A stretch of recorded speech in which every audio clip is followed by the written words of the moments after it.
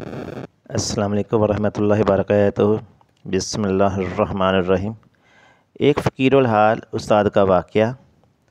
محمد بن فاتق نے بیان کیا کہ ہم شیخ القرا ابو بکر بن مجاہد رضی اللہ تعالیٰ عنہ سے پڑھتے تھے کہ ایک دن ایک شخص آیا جس نے پھٹی پرانی پگڑی باندھ رکھی تھی اور لباس بھی اس کا پھٹا پرانا تھا۔ ہمارے ساتھ اٹھے اور اپنی جگہ بٹھا کر خیریت پوچھی۔ اس آنے والے نے عرض کی، آج میرے گھر بچہ پیدا ہوا ہے اور گھر والے مجھ سے گھی وغیرہ کا مطالبہ کرتے ہیں جبکہ میرے پاس کچھ بھی نہیں ہے۔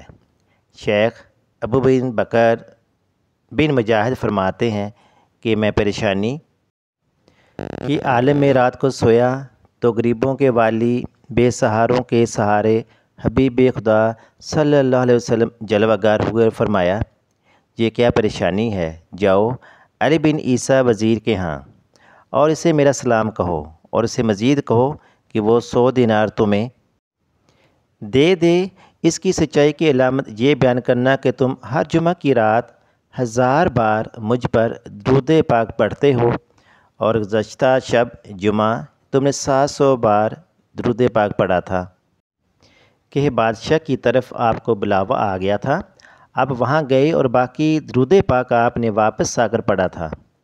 حضرت شیخ ابو بکر اٹھے اور اس شخص کو ساتھ لیا اور وزیر صاحب کے گھر پہنچ گئے اور وزیر سے فرمایا، جی آپ کی طرف رسول صلی اللہ علیہ وسلم کی طرف سے قاصد ہے، اور واقعہ کہہ سنایا۔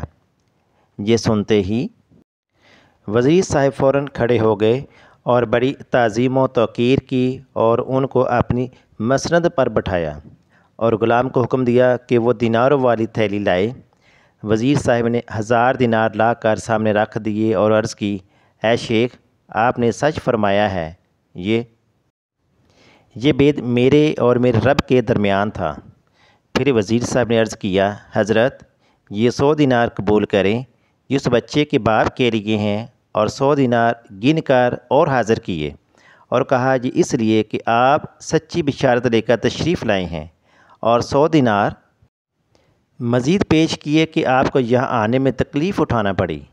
یوں کرتے کرتے انہوں نے 1000 دینار حاضر کیے، مگر حضرت شیخ ابو بکر نے فرمایا، ہم اتنے ہی لیں گے جتنے ہمیں آقا دو جہاں صلی اللہ علیہ وسلم نے لینے کو فرمایا ہے۔